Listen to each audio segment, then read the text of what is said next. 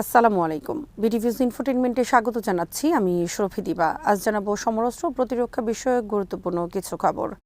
ইরানের উপপররাষ্ট্রমন্ত্রী Kazim গরিবাবাদী Hormuz প্রণালীতে mine অপসারণের ফ্রান্সের উদ্যোগকে সরাসরি প্রত্যাখ্যান করেছেন। তিনি বলেছেন, পাকিস্তানের মধ্যস্থতায় স্বাক্ষরিত ইসলামাবাদ সমঝোতা স্মারক অনুযায়ী এই কার্যক্রম একমাত্র ইরানি পরিচালনা করবে, অন্য কোনো দেশের এতে অংশ নেওয়ার সুযোগ নেই।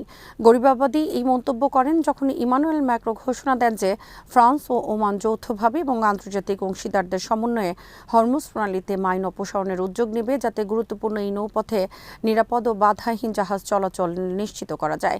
ইরানের উপপররাষ্ট্রমন্ত্রী বলেন, ইসলামাবাদ সমঝোতা স্মারকের অধীনে হরমুজ প্রণালীতে মাইন অপসারণের দায়িত্ব শুধুমাত্র ইরানের, অন্য কোনো দেশের এই কাজে অংশ নেওয়ার প্রশ্নই ওঠে না। তিনি আরও সতর্ক করে বলেন, বর্তমান সংবেদনশীল ও জটিল পরিস্থিতিতে ইরান তার জলসীমায় কোনো বিদেশি হস্তক্ষেপ মেনে নেবে না। একই সঙ্গে তিনি ফ্রান্সকে উস্কানিমূলক পদক্ষেপ থেকে বিরত থাকার আহ্বান জানান। উল্লেখ্য, যুক্তরাষ্ট্র ও ইসরায়েলের সামরিক হামলার জবাবে ইরান হরমুজ প্রণালীতে নৌযান চলাচলে সীমাবদ্ধতা আরোপ করেছিল। বিশ্বব্যাপী সমুদ্রপথে পরিবাহিত মোট তেলের প্রায় 1/5 এই কৌশলগত জলপথ দিয়ে পরিবহন হয়, ফলে এর নিরাপত্তা আন্তর্জাতিক জ্বালানি বাজারের জন্য অত্যন্ত গুরুত্বপূর্ণ। গত 17 জুলাই পাকিস্তানের মধ্যস্থতায় ইরান ও যুক্তরাষ্ট্রের মধ্যে স্বাক্ষরিত 14 দফার সমঝোতা স্মারকে উভয় পক্ষ স্থায়ীভাবে সংঘাত বন্ধ এবং 60 দিনের মধ্যে চূড়ান্ত চুক্তির লক্ষ্যে নতুন আলোচনা চালিয়ে যাওয়ার অঙ্গীকার করে।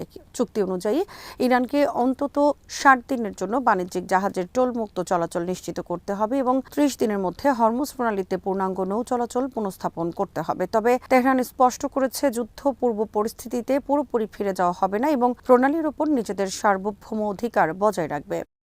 ইরানের সেনাবাহিনী জানিয়েছে, ইসলামী বিপ্লবের নেতা আয়াতুল্লাহ সৈয়দ আলী খামেনির বিদায় ও দাফনকে কেন্দ্র করে আয়োজিত জাতীয় অনুষ্ঠান শুধু একটি রাষ্ট্রীয় শোক অনুষ্ঠান নয়, এটি সন্ত্রাসবাদের বিরুদ্ধে বৈশ্বিক প্রতিবাদ এবং যুক্তরাষ্ট্র ইসরায়েল জোটের কথিত অপরাধের বিরুদ্ধে শক্তিশালী বার্তা হয়ে উঠবে।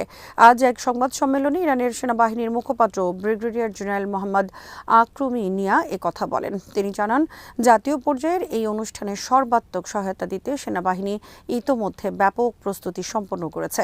তার ভাষ্য অনুযায়ী, আয়াতুল্লাহ খামেনির প্রতি শেষ শ্রদ্ধা নিবেদনের জন্য আগামী 4 ও 5 জুলাই তেহরানের ইমাম খোমেনি গ্র্যান্ড মোসাল্লায় জনসাধারণের অংশগ্রহণে বিদায় অনুষ্ঠান অনুষ্ঠিত হবে।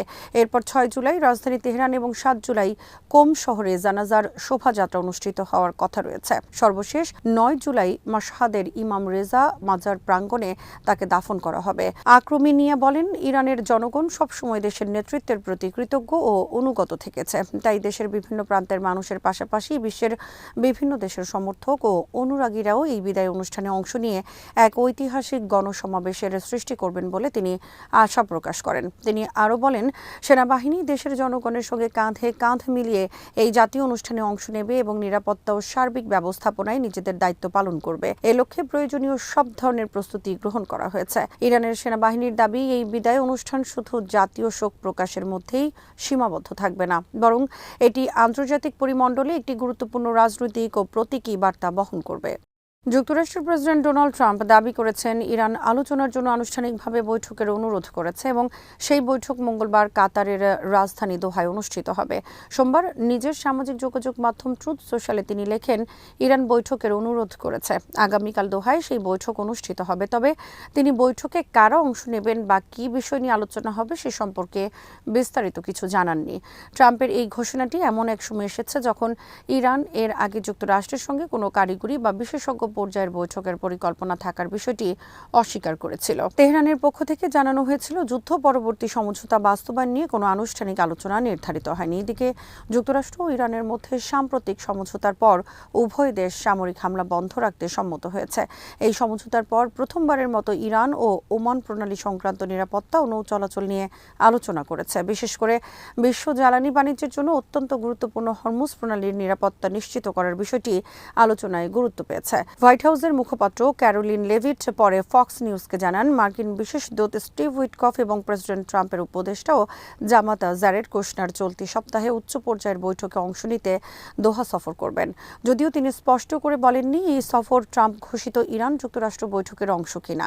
সাম্প্রতিক যুদ্ধবিরতি এবং কূটনৈতিক তৎপরতার প্রেক্ষাপটে দোহার সম্ভাব্য এই বৈঠককে মধ্যপ্রাচ্যের চলমান উত্তেজনা প্রশমনে একটি গুরুত্বপূর্ণ পদক্ষেপ হিসেবে দেখা হচ্ছে। তবে বৈঠকটি আদৌ অনুষ্ঠিত হবে কিনা এবং এতে কী ধরনের অগ্রগতি আসবে তা নিয়ে এখনও অনিশ্চয়তা রয়েই গেছে। মার্কিন প্রেসিডেন্ট ডোনাল্ড ট্রাম্পের প্রশাসনের একজন জ্যেষ্ঠ কর্মকর্তা গত কয়েক মাসে হামাসের শীর্ষ নেতা খলিল আল-হাইয়ার সঙ্গে একাধিক বৈঠক করেছেন। গাজাকে নিরস্ত্রীকরণের প্রস্তাব নিয়ে চলমান আলোচনার অংশ হিসেবে এসব বৈঠক অনুষ্ঠিত হয়েছে বলে সোমবার প্রকাশিত এক ইসরায়েলি গণমাধ্যমের প্রতিবেদনে দাবি করা হয়েছে। একই সময়ে আরেকটি প্রতিবেদনে বলা হয়েছে, যুক্তরাষ্ট্র গাজা উপত্যকার ভবিষ্যৎ ব্যবস্থাপনা নিয়ে ইসরায়েলের কাছে একটি দাবিপত্র দিয়েছে। এতে অবকাঠামো পুনর্গঠন, প্রশাসনিক কাঠামো, সীমান্ত ক্রসিং পরিচালনা এবং পুনর্গঠনের মতো বিষয় অন্তর্ভুক্ত রয়েছে। প্রতিবেদনে আরও বলা হয়, যুদ্ধ পুনরায় শুরু ঠেকাতে ওয়াশিংটন ইসরায়েলের উপর কূটনৈতিক চাপ বাড়িয়েছে। ইসরায়েলের রাষ্ট্রায়ত্ত সম্প্রচার মাধ্যম কান 11 জানায়, হামাসের সঙ্গে বৈঠককারী মার্কিন কর্মকর্তা ছিলেন আরিয়ে লাইটস্টোন, যিনি মার্কিন দূত স্টিভ উইটকফের উপদেষ্টা এবং ট্রাম্পের বোর্ড অফ পিসের সদস্য। প্রতিবেদনে বলা হয়েছে, ওয়াশিংটন ও তেল আবিব যে প্রক্রিয়ার মাধ্যমে হামাসের সামরিক সক্ষমতা ভেঙে দিতে চায় সেই আলোচনার অংশ হিসেবেই এসব বৈঠক অনুষ্ঠিত হয় এবং ইসরায়েল এ যোগাযোগ সম্পর্কে অবগত ছিল। এছাড়া দাবি করা হয়েছে, যুদ্ধ বন্ধ এবং সব ইসরায়েলি জিম্মির মুক্তির লক্ষ্যে পূর্ববর্তী আলোচনায় স্টিভ উইটকফও খলিল আল-হাইয়ার সঙ্গে সরাসরি সাক্ষাৎ করেছিলেন। কান 11 আরও জানায়, লাইটস্টোনের বৈঠকগুলো ছিল ট্রাম্পের পরিকল্পনার আওতায় গাজা সংক্রান্ত ব্যবস্থা নিয়ে পরিচালিত একটি পৃথক কূটনৈতিক উদ্যোগের অংশ, যার নেতৃত্ব দিচ্ছেন বোর্ড অফ পিস এর গাজার উচ্চ প্রতিনিধি নিকোলাই ম্লাদেনভ। তবে ইসরায়েলি সূত্রের দাবি, চলমান আলোচনায় হামাস এখন আরও কঠোর অবস্থান নিয়েছে এবং আলোচনা আগের তুলনায় অনেকটাই পিছিয়ে গেছে। বর্তমানে আলোচনার মূল বিষয় হয়ে উঠেছে কোন অস্ত্রকে ভারী এবং কোনটিকে হালকা অস্ত্র হিসেবে গণ্য করা হবে, যা গাজাকে নিরস্ত্রীকরণের প্রচেষ্টার গুরুত্বপূর্ণ অংশ হিসেবে বিবেচিত হচ্ছে। ইরাক সরকার দেশটির সশস্ত্র গোষ্ঠীগুলোকে আগামী 21 সেপ্টেম্বরের মধ্যে সব ধরনের অস্ত্র রাষ্ট্রীয় কর্তৃপক্ষের কাছে জমা দেওয়ার চূড়ান্ত সময়সীমা নির্ধারণ করেছে। সোমবার সরকারি বার্তা সংস্থা IN এর বরাতে এ তথ্য জানিয়েছে সরকারের মুখপাত্র হায়দার আল আবুদি। তিনি বলেন, 21 সেপ্টেম্বর অস্ত্র হস্তান্তরের শেষ সময়সীমা। একই সঙ্গে এ সময়ের মধ্যে আন্তর্জাতিক জোটের সেনা প্রত্যাহারের প্রক্রিয়াও সম্পন্ন হবে। তবে কোন কোন সশস্ত্র গোষ্ঠী নির্দেশনার আওতায় পড়বে বা অস্ত্র হস্তান্তরের প্রক্রিয়া কিভাবে বাস্তবায়ন করা হবে সে বিষয়ে তিনি বিস্তারিত কিছু জানাননি।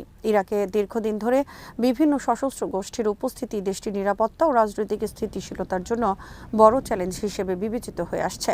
সরকার এসব গোষ্ঠীর অস্ত্র রাষ্ট্রের নিয়ন্ত্রণে এনে নিরাপত্তা ব্যবস্থাকে আরও শক্তিশালী করার উদ্যোগ নিয়েছে। এদিকে আলাদা এক ঘোষণায় মুখপাত্র হায়দার আল আবুদি জানান, ইরানের অনুরোধে আগামী 8 জুলাই ইরাকে প্রয়াত সর্বোচ্চ নেতা আয়াতুল্লাহ আলী খামেনির স্মরণে শোকানুষ্ঠান ও শেষ বিদায় কর্মসূচি আয়োজনের অনুমোদন দিয়েছে বাগদাদ। এই অনুষ্ঠান ইরাকের পবিত্র ধর্মীয় স্থানগুলোতে অনুষ্ঠিত হবে। রোববার ইরানের পররাষ্ট্রমন্ত্রী আব্বাস আরাকচি জানান, খামেনির শেষ বিদায় কর্মসূচি ইরাকের পবিত্র মাজারগুলোতে আয়োজনের বিষয়ে বাগদাদের সঙ্গে সমন্বয় করছে তেহরান। তিনি বলেন, দুই দেশের সংশ্লিষ্ট কর্তৃপক্ষ অনুষ্ঠান আয়োজনের প্রয়োজনীয় ব্যবস্থা ও আনুষ্ঠানিকতা নিয়ে কাজ করছে। ইরান ও ইরাকের মধ্যে ধর্মীয় ও সাংস্কৃতিক সম্পর্কের কারণে দেশ দুটির মধ্যে এ ধরনের উচ্চ পর্যায়ের সমন্বয়কে গুরুত্বপূর্ণ হিসেবে দেখা হচ্ছে। একই সময় ইরাক সরকারের অস্ত্র নিয়ন্ত্রণ ও নিরাপত্তা জোরদারের পদক্ষেপ দেশটির অভ্যন্তরীণ স্থিতিশীলতা প্রতিষ্ঠার প্রচেষ্টার অংশ হিসেবে বিবেচিত হচ্ছে। আজ এখানেই শেষ করছি। সমরাস্ত্র প্রতিরক্ষা কূটনীতির নানা তথ্য জানতে চোখ রাখুন বিডি নিউজ ইনফোটেইনমেন্টে। চ্যানেলটি ভালো লাগলে সাবস্ক্রাইব করুন। আল্লাহ হাফেজ।